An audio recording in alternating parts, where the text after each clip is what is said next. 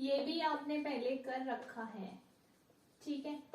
वो 2 कोऑर्डिनेट्स के लिए था, यहाँ पे 3 कोऑर्डिनेट्स के लिए बन जाएगा। 1 is for internally, other one is for externally, ठीक है। ये 2 काइंड में आपका फॉर्मूला बनेगा।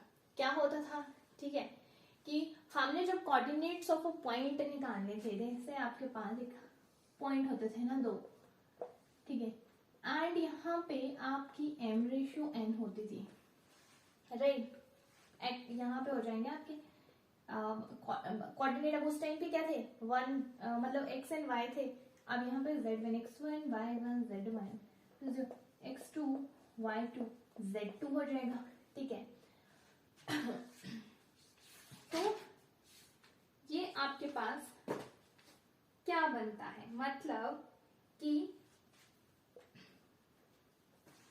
यही होता था ना कि पी क्यू कोई 2 पॉइंट्स हैं, ठीक है। इन 2 पॉइंट को कोई एक पॉइंट आर है जो 2 इक्वल पार्ट्स में डिवाइड कर रहा है, and that ratio is your m/n, ठीक है।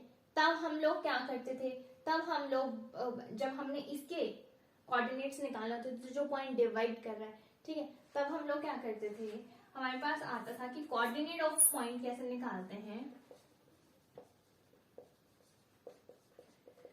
फॉर्मूला होता है आपके पास, this is your mx2 plus nx1 upon m plus n my2 plus ny1 और m plus n mz2 plus nz1 over m plus n, ठीक है। तो बट यहाँ पे ध्यान, वहां पे इंटरनली एंड एक्सटर्नली का नहीं था। ये फॉर्मूला तब यूज होगा जब आपके पास क्वेश्चन में ऐसे देके रखा होगा कि that ratio first part is internally another one is externally. तो इंटरनली जहां पे देके रखा होगा वहां पे ये यूज होगा। सेम फॉर्मूला एक्सटर्नली में डिफरेंस क्या है, वहां पे हो जाएगा नेगेटिव, यहाँ भी नेगेटिव, यहाँ भी नेगेटिव, यहाँ भी नेगेटिव, यहाँ भी एंड यहाँ भी, ठीक है। ये डिफरेंस है। नेक्स्ट फॉर्मूला आपके पास आता था कि when m is equals to n, this ratio different होते हैं ना ये, तो ये m रेशियो जैसे 3:2 हो गया, but when m is equals to n हम कोऑर्डिनेट ऑफ मिड पॉइंट कैसे निकालते थे, तो उसका फॉर्मूला होता था आपके पास, ठीक है, कोऑर्डिनेट ऑफ मिड पॉइंट। क्या फॉर्मूला होता था, ये होता था आपके पास x1 प्लस x2 अपॉन 2 है ना, comma y1 plus y2 upon 2 comma z1 plus z2 upon 2। ये थर्ड वन जुड़ गया इसमें, ठीक है। So this one and this one, this is the formula to finding out mid point, ठीक है। तो इस तरीके से हम मिड पॉइंट्स निकालते थे। एंड एक और चीज होती है यहाँ पे m is equals to n होता है, मतलब जो रेशियो आपके पास देके रखी होगी वो दोनों बराबर होंगी, 1:1, 2:2 ऐसे करके होता है, ठीक है। So this is the formula. Now moving toward question.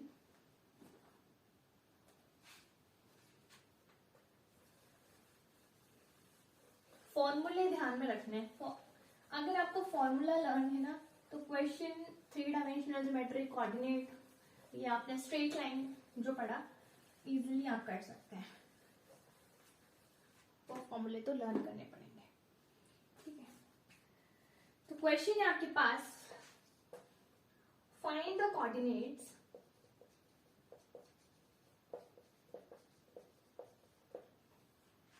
Of the point which divide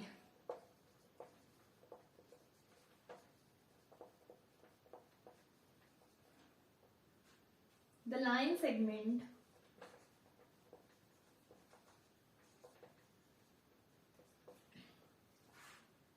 points आपके पास 1, -2, 3 and 3, 4, -5 in 2:3. First internally, second externally. कैसे करेंगे सॉल्यूशन? फर्स्ट इंटरनली करते हैं, तो इंटरनली का फॉर्मूला लिखते हैं यहाँ पे, x is equals to y is equal to N, z is equal to क्या होता था, mx2 plus nx1 over m plus n, my2 plus ny1 over m plus n, फिर आता था आपके पास mz2 plus nz1 over m plus n।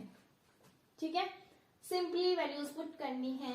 ठीक है, अब पॉइंट्स देखो, x1 y1 z1, x2 y2 z2, ऐसे होता है। पुट कर दो वैल्यूज, पुट करेंगे सो m, this is your m, this is your n, what is the value of m, this 2 into x2 3 plus n की वैल्यू कितनी है 3 है, ठीक है, into x1, what is the value of x1 is 1, ठीक है, is divided by m plus n की 2 plus 3। ठीक है, इसी तरह से अगले में पुट करेंगे तो आपके पास आएगा 2 into 4 plus 3 into minus 2 upon 2 plus 3, and z में z वाला फॉर्मूला में पुट करेंगे। सो दिस इज योर, लगाओ फॉर्मूला, m की वैल्यू कितनी है 2 है, into what is the value of z2 into minus 5 है, प्लस n है तो n की वैल्यू कितनी है 3 है, ठीक है, z1 की वैल्यू कितनी है इंटू 3 है, ठीक है, upon m plus n is 2 plus 3। ठीक है, तो जब आप इन टर्म्स को सिंप्लीफाई करेंगे तो first one it is your 9/5। ठीक है, सॉल्व आउट कर लो। जब आप सेकेंड टर्म को सिंप्लीफाई करेंगे सो this is your 2/5 and the last one is your -1/5। तो ये तो आपका आ गया इंटरनली के लिए। ठीक है, these are the required points, ठीक है, इंटरनली फर्स्ट पार्ट के लिए।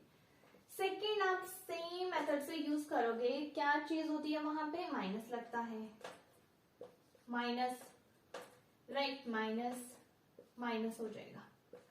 ठीक है, टर्म्स तो आपकी सेम ही रहेंगी, बस यहाँ पे प्लस की जगह पे क्या होना है, अभी माइनस होना है। ठीक है, सेम वैल्यूज, माइनस साइन। ठीक है, तो अब आपके पास जो पॉइंट्स बन के आएंगे इस केस में वो क्या बन के आएंगे,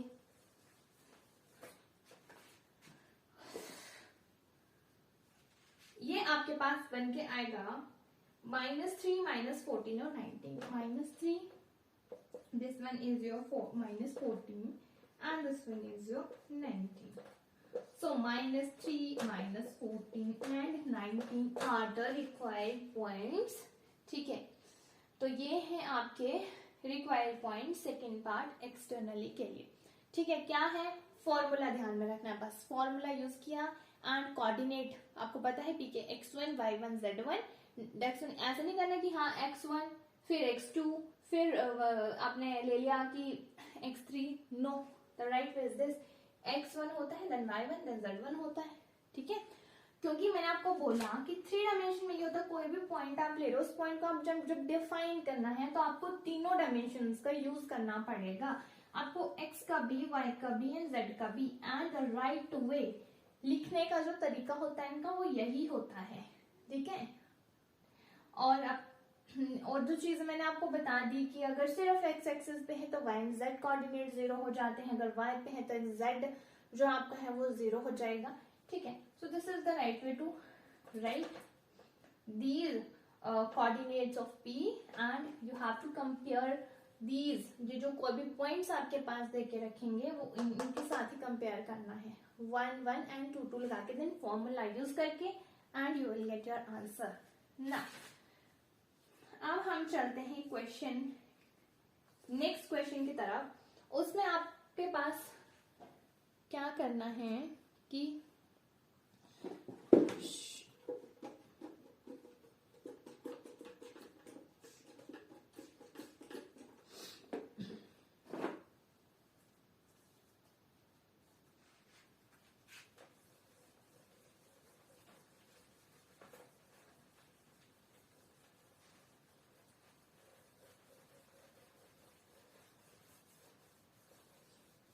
मिड पॉइंट निकालने के लिए होता तो मिड पॉइंट आपने वही फॉर्मूला, अगर रेशियो सेम है तो वो फॉर्मूला लगेगा मिड पॉइंट का। ठीक है, अब आपको एक और क्वेश्चन करके दिखाते हैं। क्वेश्चन है आपके पास, शो दैट द पॉइंट्स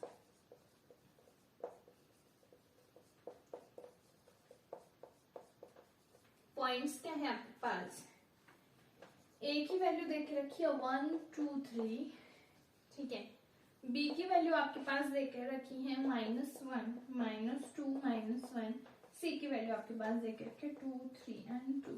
ये आपने बताना है, ये जो पॉइंट्स हैं, ठीक है। एंड डी जो है आपके पास 4 है, 7 है एंड 6 है, ठीक है। Are the vertices of parallelogram.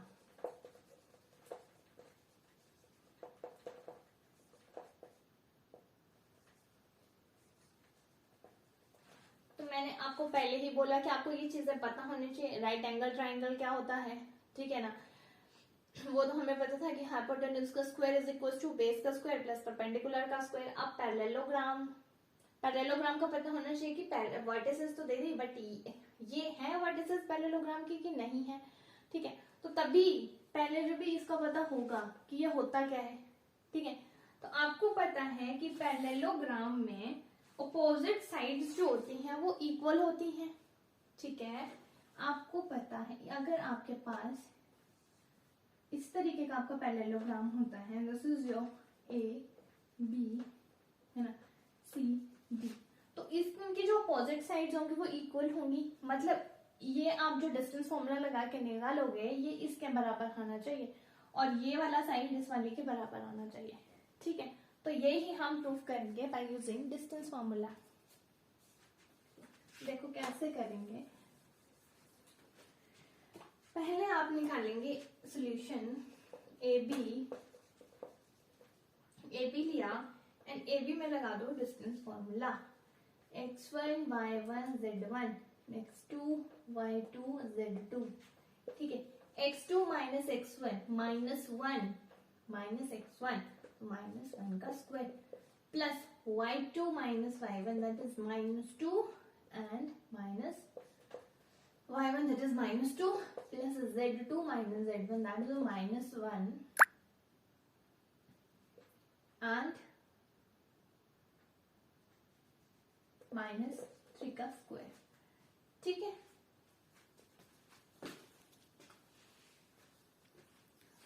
तो ये जब आप सॉल्व करोगे दिस विल गिव यू 6, ठीक है। जब आप इसी तरीके से BC निकालेंगे so this will give you √43। जब आप CD निकालेंगे सेम फॉर्मूला लगना है, ठीक है। तो ये निकलेगा 6 एंड DA निकालोगे तो ये निकलेगा √43। एंड आपको पता है साइड्स अपोजिट इक्वल होती हैं, ये इक्वल है, तो ये क्या है, पैरेललोग्राम है आपका। तो इस तरीके से हम शो करते हैं, ठीक है। BC है मतलब B के जो है points x1 y1 z1, C के क्या हो जाएंगे x2 y2 z2। सिमिलरली ऐसे करके आपने ये क्वेश्चंस करने हैं। So for more questions, you can contact on this number 73999 73929। इस नंबर पे आप कांटेक्ट कर सकते हैं। Thank you.